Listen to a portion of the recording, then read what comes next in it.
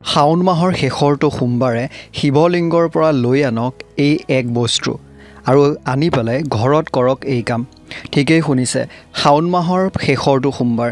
বছৰটো আমি ৰখি থাকোঁ এই পবিত্ৰ শাওণ মাহটোৰ বাবে, কেতিয়া আহিব আৰু কেতিয়া আমি মহাদেৱক গোটেই শাওণ মাহটোত পূজা কৰি সন্তুষ্ট কৰিম আৰু আমাৰ মনোকামনাসমূহ যাতে পূৰ হয়, সেই আশাটো আমি সদায় গোটেই বছৰটো পালি থাকোঁ। আৰু যেতিয়া এই শাওণ মাহ আহে, আমি সকলোৱে শাওণ মাহটো বহুত ধুমধামেৰে আৰু বহুত আগ্ৰহেৰে পালন কৰোঁ। চাওঁতে চাওঁতে শাওণ মাহ শেষেই হ'ব হ'ল। আৰু এই শাওণ মাহটোত যিহেতু আপোনালোকে প্ৰত্যেকটো সোমবাৰেই মহাদেৱক পুজি আহিছে আৰু মহাদেৱক সন্তুষ্ট কৰিবলৈ চেষ্টা কৰি আহিছে, আপোনালোকক জনাই দিওঁ যে শেষৰটো সোমবাৰে আপোনালোকে মহাদেৱক কেনেকৈ পুজিব, কি কি নীতি নিয়ম আছে, প্ৰথমতে কি অৰ্পণ কৰিব, 2 নম্বৰত কি অৰ্পণ কৰিব, সকলোখিনি মই আপোনালোকক জনাম। আৰু যি এই এবিধ বস্তু শিৱলিংগৰ পৰা আপুনি ঘৰলৈ আনিব লাগে আৰু কিয় আনিব লাগে, আনিলে কি হ'ব, এইটো ঘৰৰ মানুহক দিলে বা ঘৰখনত দিলে কি হ'ব, সকলোখিনি ভিডিঅ'টোত মই আপোনালোকক বিতংকৈ এটাকৈ জনাবলৈ চেষ্টা কৰিম। গতিকে ভিডিঅ'টো বহুতেই বেছি গুৰুত্বপূৰ্ণ। ভিডিঅ'টো যদি ভাল লাগিছে, ইমান সময় উপভোগ কৰি এটা লাইক কৰি দিব। চেনেলটো যদি আপুনি ছাবস্ক্ৰাইবে কৰা নাইকিয়া, এনেকুৱা ধৰণৰ ভিডিঅ'সমূহ যদি চাব বিচাৰে, চেনেলটো ছাবস্ক্ৰাইব কৰি কাষতে থকা ঘণ্টাৰ নিচিনা সৰু ছবিটো চুই দিবলৈ নাপাহৰিব। আৰু কমেণ্ট বক্সত এবাৰ ওম নমঃ শিৱায় বুলি ভক্তি মনেৰে লিখিবলৈ নাপাহৰিব, কাৰণ আমি সকলোৱে মহাদেৱক পূজোঁ, মনে প্ৰাণে মহাদেৱক বিচাৰোঁ। আৰু কমেণ্ট বক্সত বা আপুনি মনত এবাৰ আৰাধনা কৰাটো খুবেই বেছি প্ৰয়োজনীয়। শাওণ মাহৰ শেষৰটো সোমবাৰে শিৱলিংগক আমি কেনেকৈ পূজা কৰিব লাগে। আমি সকলোৱে জানো যে আমাৰ ঘৰতো শিৱলিংগ আমি স্থাপন কৰোঁ, আমি ঘৰতো পূজা কৰোঁ। কিন্তু এই শাওণৰ শেষৰটো সোমবাৰে আপোনালোকে ঘৰৰ বিপৰীতে মন্দিৰলৈ গৈ পূজা কৰিবলৈ যত্ন কৰিব। ইয়াৰ অৰ্থ বা ইয়াৰ কাৰণটো কি মই আপোনালোকক জনাই দিছোঁ। আমি ঘৰত যি শিৱলিংগ স্থাপন কৰোঁ, ঘৰৰ যি বাতাৱৰণ আছে তাতকৈ মন্দিৰৰ যি বাতাৱৰণ আছে, মন্দিৰৰ যি আহৰিক শক্তি আছে, সেই শক্তি বহুতে বেছি শক্তিশালী হয়। আৰু সেইকাৰণে আমি মন্দিৰত যদি অকণমান ভক্তি মনেৰে বা অকণমান আমাৰ ফালৰ পৰা চেষ্টা কৰোঁ মহাদেৱক সন্তুষ্ট কৰিবলৈ, সেয়াই যথেষ্ট হৈ পৰে। সেই গতিকে আপোনালোকে যদি পাৰে ঘৰৰ বিপৰীতে এই শেষৰ সোমবাৰটোত মন্দিৰত গৈ পেলাই পূজা অৰ্চনা কৰিবলৈ যত্ন কৰিব। লগতে আপোনালোকৰ কেনেধৰণে পূজা কৰিব, কি কৰিব, সেই বিষয়ে এতিয়া আপোনালোকক জনাম মই। আপোনালোকে যি মন্দিৰত শিৱলিংগত পানী অৰ্পণ কৰিব, সেই পানী ঘৰৰ পৰাই লৈ যাবলৈ যত্ন কৰিব। ঘৰৰ পৰা কিয় নিব লাগে, কাৰণ ঘৰৰ পৰা যেতিয়া আপুনি সেই জল লৈ যাব বা পানী লৈ যাব, সেই পানীৰ লগত ভগৱানৰ সৈতে আপোনাৰ এক নিৰন্তৰ কানেকশ্যন বুলি ক'ব পাৰে বা এক সম্পৰ্ক স্থাপন হয় বুলি বিশ্বাস কৰা হয়। আৰু সেই গতিকে ঘৰৰ পৰাই পানী লৈ যাব আৰু সেই পানী নিব তামৰ পাত্ৰত বা পিতলৰ পাত্ৰত। সেই পাত্ৰত লৈ গৈ আপোনালোকে শিৱলিংগত অৰ্পণ কৰিব। অৰ্পণ কৰাৰ আগত আপোনালোকে সেই পানীত 2-3 টোপালমান গংগাৰ জল মিহলি কৰি দিব। গংগা জল আজিকালি আমি দোকানসমূহত ধাৰ্মিক বস্তু সামগ্ৰী যি বিক্ৰী কৰে, সেই দোকানতে আমি পাই যাওঁ।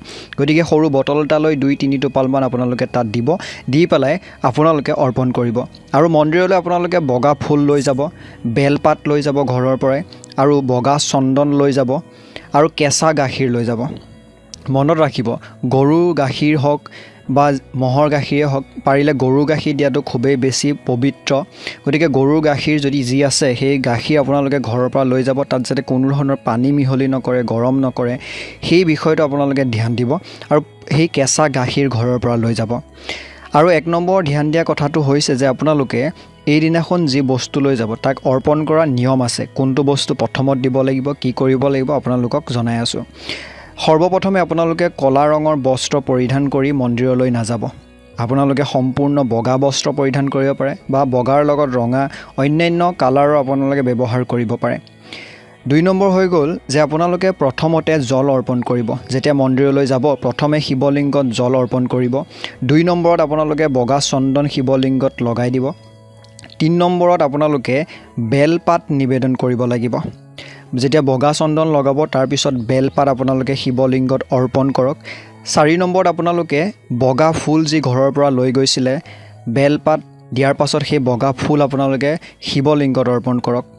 একেবাৰে শেষত আপোনালোকে কেঁচা গাখীৰ যি ঘৰৰ পৰা লৈ গৈছিলে সেই কেঁচা গাখীৰ ভগৱানক বা শিৱলিংগক অৰ্পণ কৰক এইটো কথা মই আপোনালোকক আগৰ ভিডিঅ'টো জনাই আহিছোঁ যে কেঁচা গাখীৰ বা পানী আপোনালোকে পিতল বা তামৰ পাত্ৰত নিবলৈহে যত্ন কৰিব প্লাষ্টিকৰ বস্তু বা প্লাষ্টিকৰ কিবা পাত্ৰত লৈ নাযাব বটলত বহুতে লৈ যোৱা দেখা পায় বহুতে তাজা আমুল তাজা গাখীৰ বা এনেকুৱা ধৰণৰ গাখীৰ অৰ্পণ কৰা দেখিবলৈ পোৱা যায় যিটো তেনেই অনুচিত যদি আপুনি গাখীৰ ক্ৰয় কৰিব নাইবা তেনেকুৱা ধৰণৰ গাখীৰ উপযুক্ত নাপায় আপুনি অৰ্পণ নকৰিব কিন্তু এনেকুৱা ধৰণৰ আমুল তাজা বা অন্যান্য গাখীৰসমূহ ভগৱানক নিদিব পানীয়ে যথেষ্ট পানী দিব আৰু যি এই নিয়মসমূহ মই আপোনালোকক ক'লোঁ প্ৰত্যেকটো নিয়ম কৰি থকাৰ সময়ত আপোনাৰ মনৰ ভিতৰত ওম নমঃ শিৱায় মন্ত্ৰ জপ কৰি থাকিব সেইটো ধ্যান দিব যে ওম নমঃ শিৱায় মন্ত্ৰ ফাকি আপোনাৰ মনৰ ভিতৰত যাতে উচ্চাৰণ হৈ থাকে আৰু মনটোত সেই সময়ত যাতে অন্যান্য কোনো চিন্তা আপোনাৰ মনলৈ নানিব বেলেগ চিন্তা নকৰিব কেৱল মাত্ৰ মনে প্ৰাণে মহাদেৱক আৰাধনা কৰক মহাদেৱৰ আপোনালোকে এইটো বিশ্বাস ৰাখক যে ভগৱান আপোনাৰ সৈতে জড়িত হৈ আছে আপোনাৰ মনত যাতে আপোনাৰ কণ্ঠত যাতে ভগৱান বিৰাজমান কৰি আছে এইবোৰ তেনেই সাধাৰণ কথা কিন্তু আমি গুৰুত্ব দিয়াটো প্ৰয়োজনীয় কাৰণ মন্দিৰত বহুত ভিৰ হৈ থাকে সোমবাৰৰ দিনটোত আৰু সেই বহুত ভিৰৰ মাজত আমাৰ মনটোক আমি ভগৱানৰ সৈতে একালীন কৰা বা ভগৱানৰ সৈতে আমি সংমিশ্ৰণ কৰি দিয়াত হয়তো ক'ৰবাত নহয় ক'ৰবাত আমাৰ অসুবিধা হয় সেইকাৰণে যিমান ভিৰ হ'লেও যেনেকৈ হ'লেও আপুনি সেই মনৰ ভিতৰত সেই বস্তুবিধ সেই আৰাধনাটো কৰিবলৈ কিন্তু চেষ্টা কৰিব ইয়াৰ পিছত মই আপোনালোকক কৈছিলোঁ যে এবিধ সামগ্ৰী আছে এবিধ বস্তু আছে যি আপুনি সেই শিৱলিংগত অৰ্পণ কৰি পেলাই লৈ আনিব লাগে আৰু ইয়াত এটা কথা কৈ দিওঁ যে সেইটো আনিলে কি হ'ব আপোনাৰ জীৱনত যদি অশান্তি হৈ আছে আপোনাৰ চাকৰিত যদি বাধা হৈ আছে আপোনাৰ বিবাহত যদি বাধা হৈ আছে আপোনাৰ সাংসাৰিক জীৱনত যদি অশান্তিয়ে বাহ লৈছে বা আপোনাৰ ঘৰখনত যদি বহুত বেছি সমস্যাই দেখা দি আছে ইটোৰ পিছত সিটো এটা সমস্যা সমাধান কৰিলে অন্য এটা থিয় হয় এনেকুৱা ধৰণৰ যদি অসুবিধা দেখা দি আছে তেন্তে হ'লে এইটো আপুনি নিশ্চয়কৈ নিয়ম কৰাটো প্ৰয়োজনীয় আপুনি লৈ যোৱা যি লোটা বা আপোনাৰ যি সেই তামৰ পাত্ৰ আছে বা পিতলৰ পাত্ৰ আছে সেই পাত্ৰটোত শিৱলিংগত যেতিয়া আপোনালোকে পানী জল অৰ্পণ কৰিব অৰ্পণ কৰাৰ পাছত সেই তাৰ পৰাই অকণমান জল সেই ঘটিটোতে লৈ আহিব ঘৰলৈ এটা মনত হয়তো আপোনাৰ প্ৰশ্ন হ'ব পাৰে যে আমি শিৱলিংগত এবাৰ দি দিয়াৰ পিছত সেই পানী অপবিত্ৰ হৈ যায় নেকি কেতিয়াও নহয় শিৱলিংগত পানী অৰ্পণ কৰাৰ পিছত সেই পানী পবিত্ৰ হৈ যায় আৰু সেই পানী অমৃত হৈ পৰে বুলি কোৱা হয় আৰু সেইকাৰণে সেই পানী আমি ঘৰলৈ লৈ আনিব লাগে আৰু আনাৰ পিছত কি কৰিব ঘৰৰ প্ৰত্যেকজন সদস্যকে কেইডালমান দুবৰি ল'ব 5ডাল 6ডাল বা এনেকুৱা ধৰণৰ দুবৰি ল'ব বা 3ডাল দুবৰি ল'ব লৈ পেলাই আপোনালোকে ঘৰৰ প্ৰত্যেকজন ব্যক্তিৰ ওপৰত সেই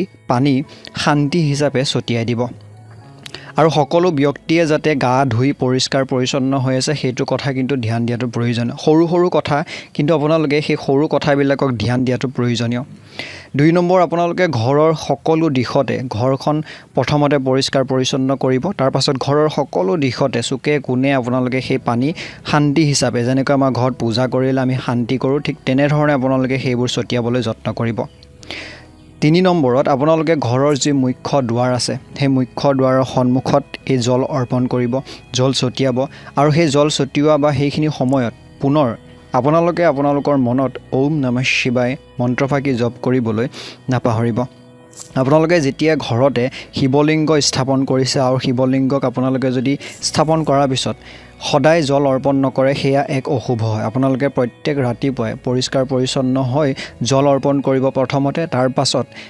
চন্দনৰ বগা চন্দনৰ ফুট শিৱলিংগত দিবলৈ যত্ন কৰিব ইয়াৰ ফলত কি হয় যে এইটো বিশ্বাস কৰা হয় শিৱলিংগৰ মস্তিষ্ক খুব বেছি শান্ত হৈ পৰে আৰু ইয়াৰ জৰিয়তে আপোনালোকৰ ঘৰখনতো এক ধনাত্মক নকাৰাত্মক শক্তিয়ে বিৰাজমান কৰে গতিকে এই বিষয়খিনি আপোনালোকে ধ্যান দিব তেনেই সাধাৰণ হয় কথাবোৰ কিন্তু আমি সকলোৱে ধ্যান দিয়াটো প্ৰয়োজনীয় এই সৰু কথাবিলাকেই আমাৰ জীৱনটো খুব বেছি সুন্দৰ কৰি তোলে আৰু ক'ৰবাত নহয় ক'ৰবাত কোনোবাখিনিত হ'লেও আমাক এই বস্তুখিনি সহায় সহযোগিতা কৰা আমি দেখিবলৈ পাওঁ গতিকে ভিডিঅ'টোত দিয়া এই তথ্যখিনি আপোনালোকে কেনেকুৱা পালে নিশ্চয়কৈ জনাবলৈ নাপাহৰিব আৰু কমেণ্ট বক্সত এবাৰ ওম নমঃ শিৱায় বুলি নিশ্চয়কৈ লিখক পুনৰ লগ হ'ম ধন্যবাদ